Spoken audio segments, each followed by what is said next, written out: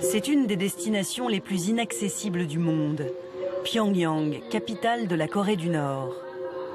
C'est mon 5e voyage dans ce pays et comme les autres fois, impossible de réserver mon vol. Seules les autorités nord-coréennes peuvent délivrer un billet. Je dois le payer en liquide au comptoir de la compagnie nationale. La Corée est hors du monde et ses habitants aussi, que l'on reconnaît à ces badges qu'ils portent sur le cœur. Ces insignes représentent leurs dirigeants. Toute la population a l'obligation de les porter. À bord de l'avion, aucun journal ou film au choix. Les hôtesses me remettent des magazines à la gloire du régime. La seule vidéo diffusée est celle d'un concert en hommage aux aviateurs de l'armée. Impossible d'y échapper, la bande-son tourne en boucle dans l'avion. Dès l'arrivée, je suis prise en charge par 2 guides et un chauffeur. Ils m'encadreront désormais jour et nuit. Pourquoi 2 guides? Parce que chacun surveille l'autre. Aucun ne pourra se laisser aller à des confidences. Première étape obligatoire du séjour, je suis conduite au pied des statues des 2 précédents dirigeants du pays. Kim Il-sung, grand-père de l'actuel leader, et Kim Jong-il, son père. Je dois y déposer des fleurs et m'incliner. Sans cette marque de respect aux autorités, le reportage serait compromis. Je connais bien ce rituel, mais c'est la première fois que je suis autorisée à aborder une passante. Alors, madame, qu'est-ce qui est important pour vous? Pourquoi est-ce que vous venez ici?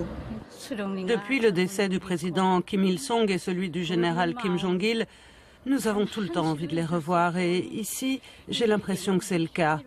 Je ne peux pas les oublier, c'est pour cela que je viens tous les matins. Interroger des gens dans la rue est une pratique banale en Occident.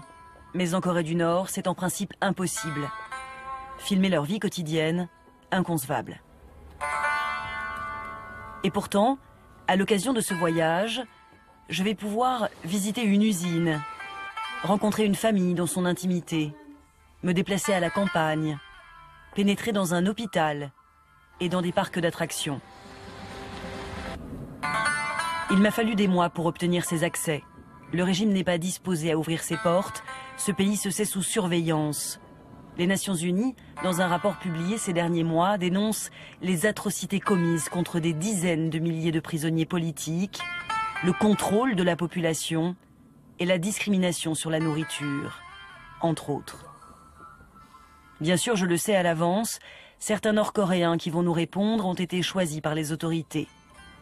Mais les rencontrer permet tout de même de se faire une idée de ce qu'ils vivent.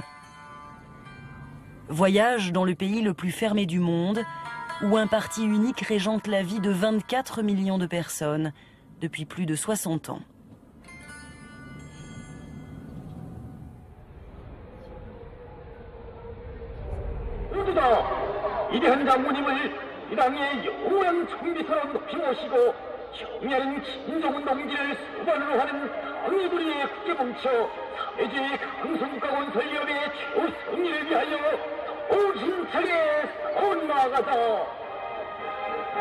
C'est ma première journée.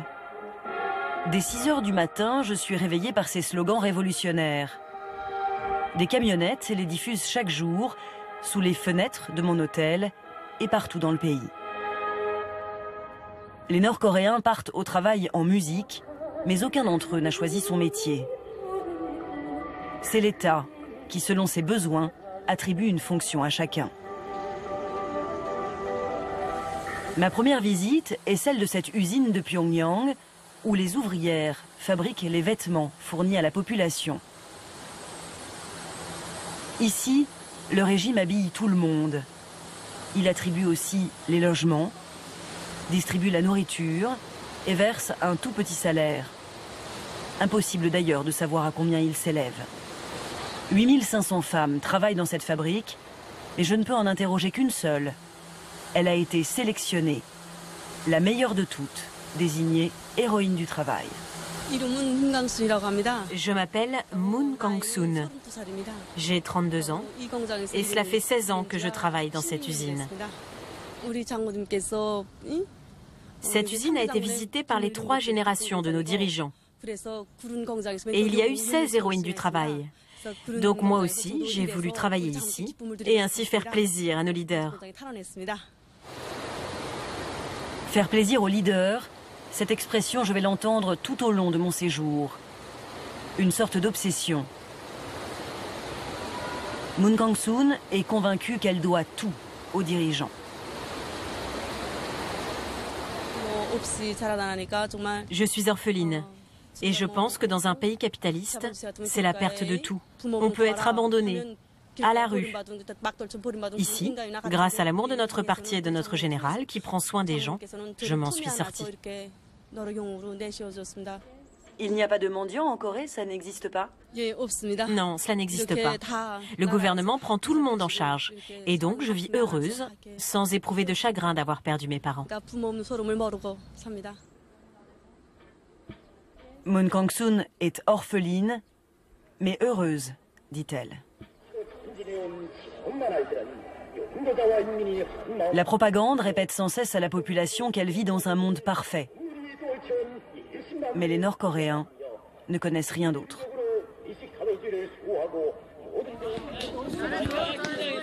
Ce dimanche, je suis conduite sur une aire de jeu du centre-ville. Un adolescent fait regonfler son ballon de basket pendant que les anciens jouent aux cartes. Sur les terrains de sport, les jeunes s'amusent. Le dirigeant du pays, Kim Jong-un, est un passionné de basket. Et il a invité plusieurs fois un joueur célèbre, l'Américain Dennis Rodman. Mais ici, même les jeunes adeptes de ce sport ne sont pas au courant. Est-ce que vous connaissez Dennis Rodman? Non, ça me dit rien. Michael Jordan? Non plus. Est-ce qu'il a déjà entendu parler de Tony Parker? Non. Je ne connais pas ces joueurs, mais je sais que notre maréchal Kim Jong-un aime le basketball. Les Nord-Coréens vivent en vase clos. Ils sont de plus en plus nombreux à utiliser des téléphones portables. Mais qui peuvent-ils appeler? Ma guide me dit que seules les communications nationales sont autorisées. Quant à Internet, uniquement l'élite y a accès. Contrôler l'information est une obsession pour le régime. Je suis soumise au même traitement. Ici, mon téléphone ne fonctionne pas. À l'hôtel, j'achète donc une carte SIM réservée aux étrangers. À l'inverse des Nord-Coréens, je pourrais appeler à l'international. En revanche, impossible de composer des numéros locaux. Par exemple, je ne peux pas appeler ma guide, qui elle non plus ne peut me joindre. Bref, tout est fait pour qu'aucun Nord-Coréen ne puisse échanger avec un étranger. Le régime décide aussi du lieu de résidence de la population. Les plus fidèles sont favorisés. Comme Moon Kang-soon, l'ouvrière, qui habite dans un de ces immeubles. Je suis autorisée à me rendre chez elle pour la soirée. Dans ces bâtiments également, tout le monde a une fonction. Cette femme, par exemple, est responsable de l'ascenseur. Son rôle, appuyer sur les boutons des étages toute la journée. Ce qui lui permet aussi de surveiller les allées et venues.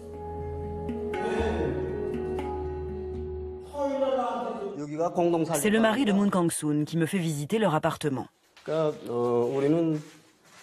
Nous avons emménagé dans ce nouvel appartement le 12 juillet 2012. À peine 2 mois plus tard, notre maréchal Kim Jong-un et sa femme nous ont rendu visite.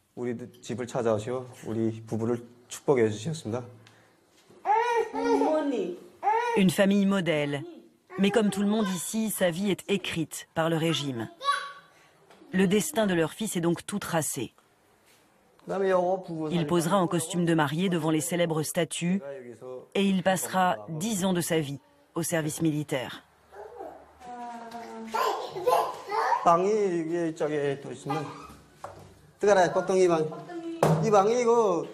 Ici, c'est la chambre de notre petit chéri. Ici, c'est son lit. Ça, ce sont des cadeaux qui ont été offerts par le maréchal à notre fils. C'est ta chambre ici, mon cœur. C'est à qui cet uniforme? C'est celui de notre fils. Vous voulez qu'il devienne général, qu'il travaille dans l'armée? Dans notre pays, nous appliquons la politique de Sangun. Priorité à l'armée. Donc, quand il sera grand, j'espère que notre fils pourra être une arme au service de notre maréchal Kim Jong-un. C'est pour cela que nous lui avons fait faire cet uniforme. Comme si leur enfant appartenait aux dirigeants avant d'être leur fils. Cela ne choque personne en Corée du Nord, où le culte de la personnalité domine les programmes de la télévision d'État, la seule à laquelle la population a accès. Vous avez déjà vu des films étrangers comme Titanic ou James Bond?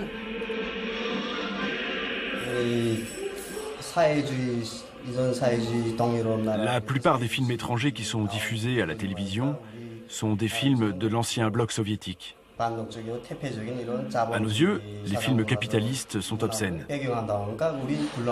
Les films socialistes, eux, nous correspondent, nous ressemblent.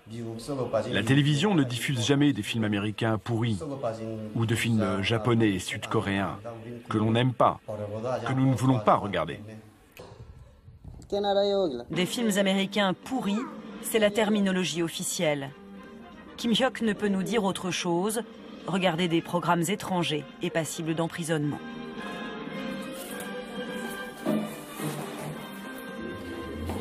Dans la cuisine, Moon Kang-soon prépare le dîner. L'eau courante ne fonctionne que rarement. Elle doit puiser dans sa réserve. La nourriture qu'elle prépare, c'est le parti qui la lui a fournie.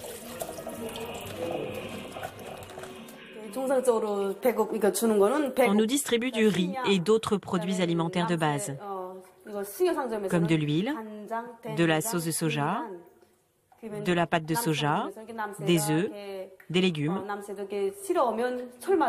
Mais comme la quantité de légumes qu'on nous fournit chaque saison n'est pas suffisante, on va de temps en temps au marché pour en acheter. Mais je ne serai pas autorisée à accompagner Moon Kang-soon sur le marché ou à filmer un magasin. L'alimentation, un sujet sensible. D'après les Nations Unies, 80% des foyers ne mangent pas à leur faim. Au milieu des années 90, la situation était encore plus difficile. C'était la grande famine. Elle aurait fait au moins 600 000 morts. Comment s'est passée pour vous la grande famine? Comment avez-vous surmonté cette épreuve? Comment dire? Son embarras est évident, mais Moon Kang-soon va vite se ressaisir.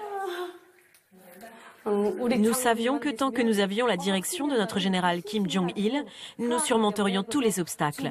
Même avec une soupe de riz, nous n'avions pas faim. Moon Kang-soon n'a donc pas souffert de la faim, comme elle n'a pas souffert d'être orpheline. Ce soir, la table est particulièrement bien garnie. Si Moon Kang-soon et son mari ont acheté ces produits sur un marché, ils ont dépensé l'équivalent de 2 semaines de leurs petits revenus. À moins que le parti ne se soit chargé d'apporter cette nourriture avant mon arrivée. L'œil de Pyongyang n'est jamais loin. L'entretien a été suivi discrètement par cette femme, la responsable du parti dans l'immeuble, des surveillants présents dans tous les bâtiments du pays.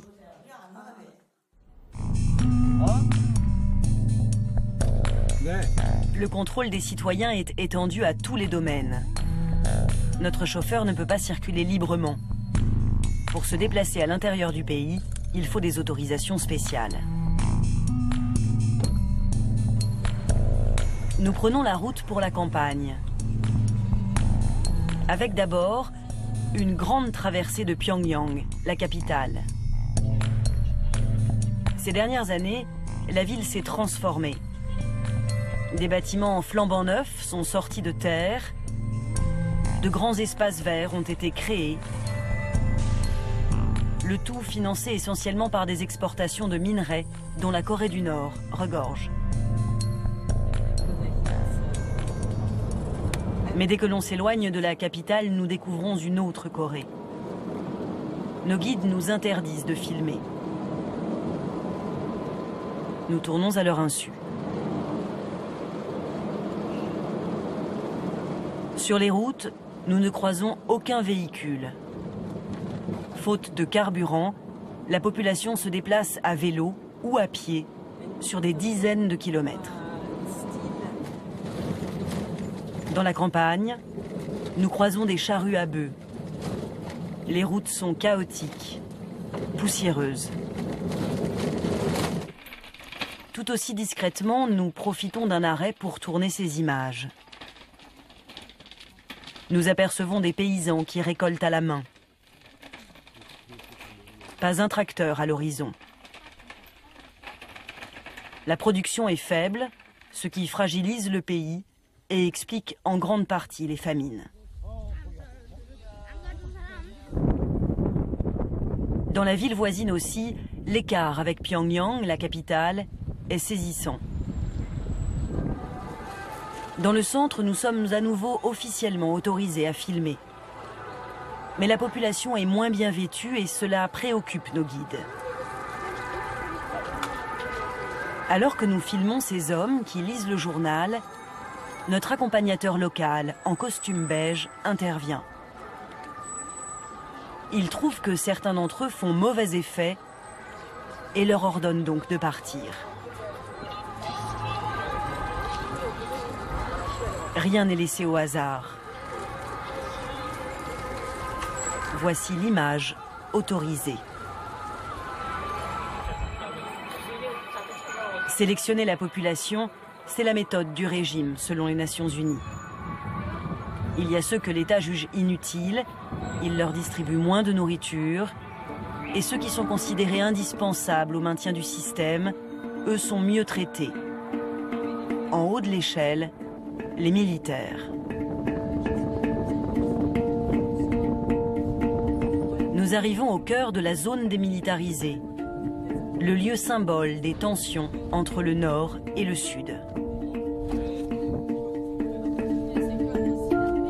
Le lieutenant-colonel Nam me fait la visite. Son pire ennemi, les États-Unis. Il m'emmène là où a été signé l'armistice à la fin de la guerre de Corée, en 1953. À ses yeux, son pays a la meilleure armée du monde, pas de contradiction possible. Pour l'armistice, nous avons exposé le drapeau de notre pays. Les États-Unis, eux, ont voulu dissimuler leur défaite et ils se sont cachés derrière celui des Nations Unies. 60 années ont passé, mais nous avons conservé ce drapeau comme preuve de leur agression contre nous et de leur défaite. Si jamais les États-Unis oublient le passé et nous déclarent à nouveau la guerre, nous les anéantirons. Le lieutenant-colonel Nam m'escorte au plus près du face-à-face. La frontière passe au milieu de ces bâtiments bleus. Derrière cette ligne blanche, c'est la Corée du Sud, avec ses militaires et les alliés américains. En face, les soldats nord-coréens, présentés comme invincibles. Chez nous, on dit « un soldat nord-coréen vaut 100 soldats ennemis ». Mais nous n'avons jamais été autorisés à filmer cette armée.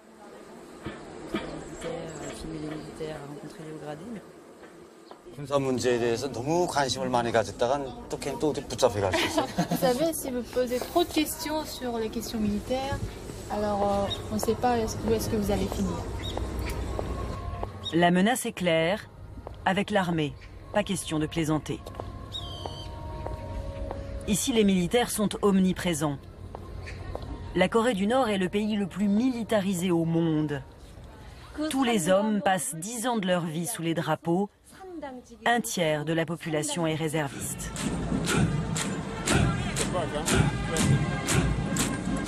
La seule fois où j'ai pu officiellement approcher l'armée, c'était lors d'un précédent voyage, à l'occasion d'une gigantesque parade.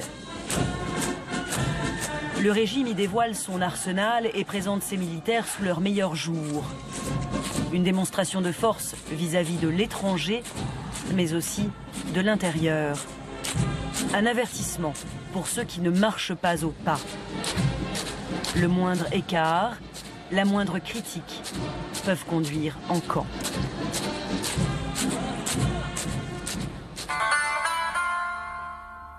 Des camps répertoriés sur cette carte et ces photos satellites fournies par l'ONU. Ces éléments pourraient permettre à la communauté internationale de poursuivre le régime pour crimes contre l'humanité. Pas de photos des camps, mais ces dessins réalisés par d'anciens prisonniers réfugiés au sud.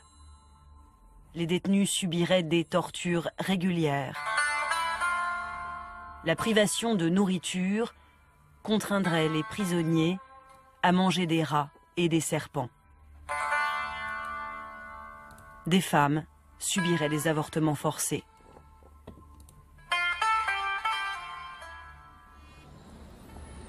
L'ONU estime que 80 000 à 120 000 personnes seraient ainsi détenues. Un nombre qui ne comptabilise que les prisonniers dits politiques. Mais impossible pour moi d'aborder ce sujet sous peine de mettre mes interlocuteurs en danger. Parler des camps pour un Nord-Coréen, c'est la garantie d'y être envoyé.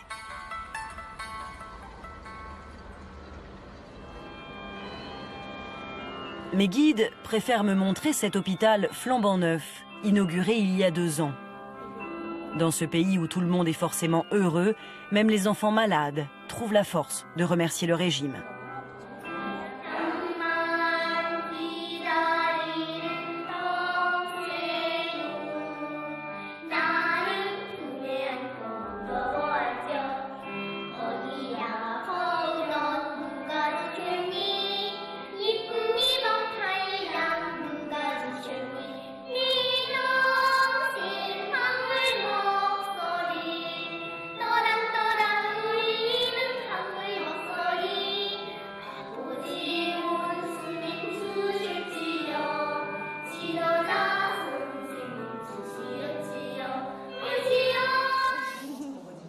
Un peu plus loin, dans ce centre de cancérologie modèle, une patiente nous attend. Elle est traitée pour une inflammation mammaire et elle aussi se dit enchantée d'être là. Je suis très heureuse de me faire soigner dans ce palais pour femmes qui a été conçu par notre maréchal Kim Jong-un. Je me sens tellement bien ici que ma maison ne me manque pas. C'est comme un palais. Un détail cependant, dans cette chambre, je ne remarque pas la moindre trace d'effet personnel. Comme si l'hôpital l'avait placée là pour qu'elle me dise sa joie d'être soignée par le régime. La visite se poursuit avec la présentation de matériel dernier cri. Et surtout, un discours bien rodé sur l'efficacité du système de santé. Si un malade à la campagne a besoin de traitements particuliers, l'État, me dit notre accompagnatrice, déploie les grands moyens. Que ce soit pour le président Kim Il-sung, pour notre cher leader Kim Jong-il ou pour le maréchal Kim Jong-un, nos 3 dirigeants, ce qui est le plus important, c'est la santé du peuple. Et c'est vrai qu'en province, on ne peut pas prendre en charge certains cas. Donc il arrive souvent que l'on envoie un avion ou un train express pour lequel on fait arrêter le trafic afin de ramener les patients ici. Le grand leader envoie des trains ou des avions pour aller chercher les malades, peu crédible et invérifiable bien sûr. Kim Jong-un, le dirigeant du pays, lui préfère s'adresser à des spécialistes étrangers quand il a un problème de santé. Et les rares ONG témoignent de situations difficiles. Je rends visite à Première Urgence, aide médicale internationale à Pyongyang. Véronique Mondon connaît bien le terrain. Elle a inauguré ce bureau il y a 12 ans. Son équipe intervient dans le sud du pays. Il y a un système de suivi des enfants, de suivi des femmes, etc., mais qui est très en difficulté. Il leur manque des tables pour accoucher, pour les femmes. Elles accouchent à la maison régulièrement, généralement dans ces campagnes. Il manque en fait tout un système de soins dentaires. Ils ont effectivement des dentistes et des chaises dentaires, mais qui sont en très mauvais état, on va dire. Là, maintenant, Véronique Mondon ne peut m'en dire plus sans risquer de compromettre la mission de son ONG. Selon le régime, tous les Nord-Coréens sont égaux. Ma guide veut m'en persuader, égalité, même dans les loisirs.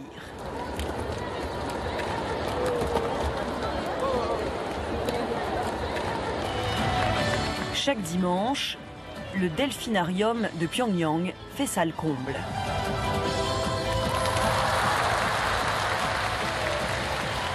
Mais qui sont exactement ces spectateurs?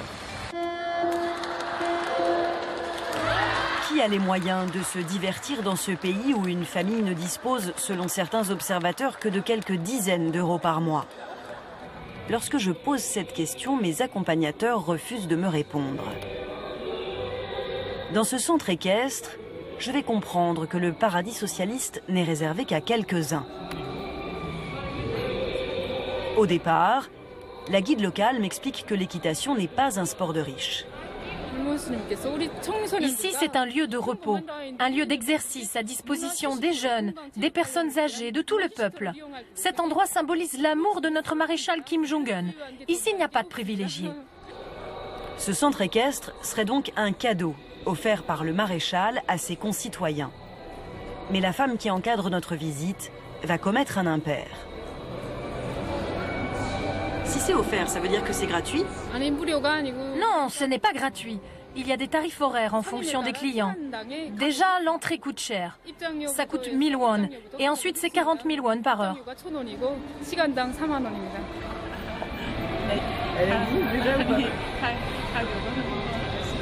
Ma guide corrige le tir. En fait, elle a dit le prix pour l'entrée, c'est très très bas. L'entrée, c'est à peu près 1000 won. D'accord. C'est le seul tarif que l'on mentionnera devant moi. 1000 won l'entrée, c'est un peu moins d'1 euro, même s'il n'y a pas de taux de change officiel. Mais 40 000 won pour 1 heure de cours, c'est une énorme somme. Sauf pour une poignée de Nord-Coréens. Une petite classe de privilégiés voit le jour. Des grossistes, des marchands, qui profitent des failles du système de distribution étatique et développent le commerce avec la Chine. Une ébauche d'économie de marché que l'État tolère.